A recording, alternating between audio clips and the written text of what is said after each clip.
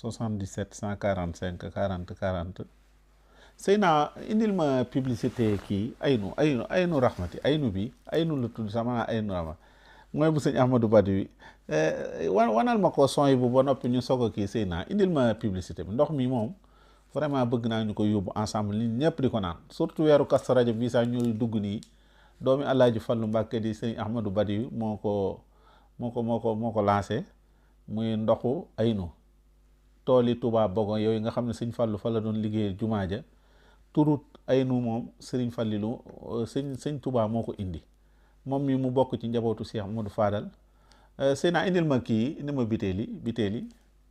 bitéeli sooy ba maa ngi lay jël kanam tuuti maa ngi lay jël dama publicité bi laa bëgg mu jàll xam nga publicité bi am na lu muy def fii bii sax moom suñu promotion la moom ñun ñoo jël suñu engagement ba waaye teewul moom amal nañu jariñ daal ndax kii dafa am lu muy def ci réew mi sëñ Ahmadou Badawi waaw indiwaatal Seyna kii bitéeli indi ma bitéeli ñu déglu publicité bi entière sax soog a jëlaat téléphone na indil ma kii waaw ndox bi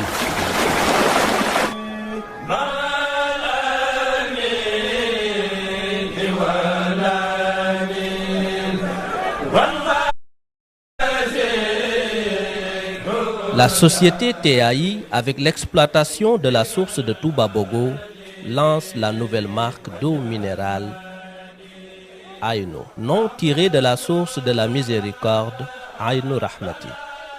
Aynu allie pureté et qualité. Nous avons une unité d'eau, une usine de production d'eau minérale.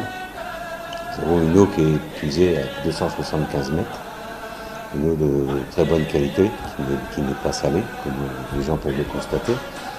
Traitée selon les normes internationales, Aynu est une eau minérale naturelle. Les minéraux présents dans l'eau sont de nature inorganique et ne fatiguent pas l'organisme. L'élimination des minéraux inutiles, ce qui rend l'eau microbiologiquement parfaite, pure, légère et digeste. Qui convient parfaitement pour les nourrissons, pour toute la famille. C'est une eau sans nitrate.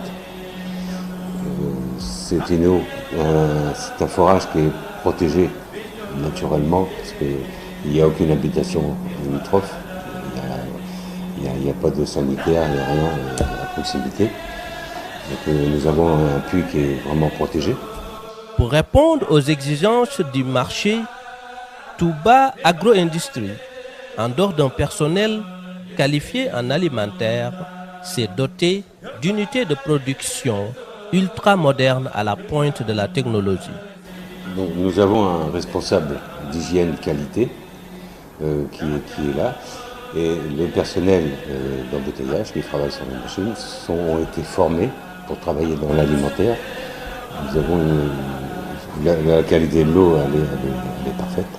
Donc vous pouvez consommer avec nous en toute confiance. Disposant d'un processus automatique de soufflage, pressage, d'étiquetage et d'emballage de bouteilles.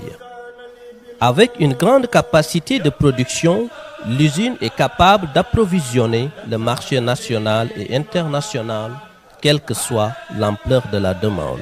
Une eau minérale purement sénégalaise, tirée de la source mythique de Touba Bogo, est une réalisation de la prédication de Cheikh Ahmad Bamba. Tu nous as abreuvé de la meilleure eau, dont le buveur se désaltère et bénéficie d'un bonheur parfait. Aynu, c'est à nous.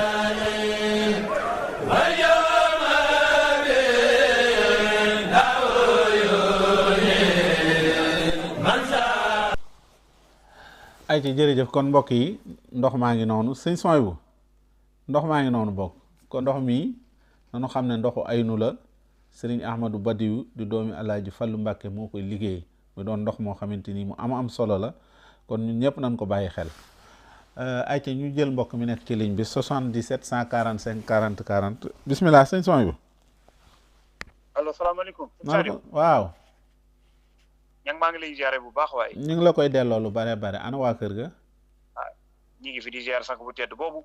waaw d'accord merci waaye. Cheikh Mouhamadoul Badawi moom Mbàkke Balla macha allah. amin ndeysaan. waaw seen mam tegoon seen tànk rek fa la ñu teg seen tànk liggéey ak jaamu yàlla. d'accord ndeysaan macha allah. moom borom xam-xam la ku dégg ay jaar-jaaram xam ne borom xam-xam la. te mote na ci fànn yëpp nag macha allah yal na yàlla guddal fanam. amiin ba ca kanam a kanam ku darajee bàyyam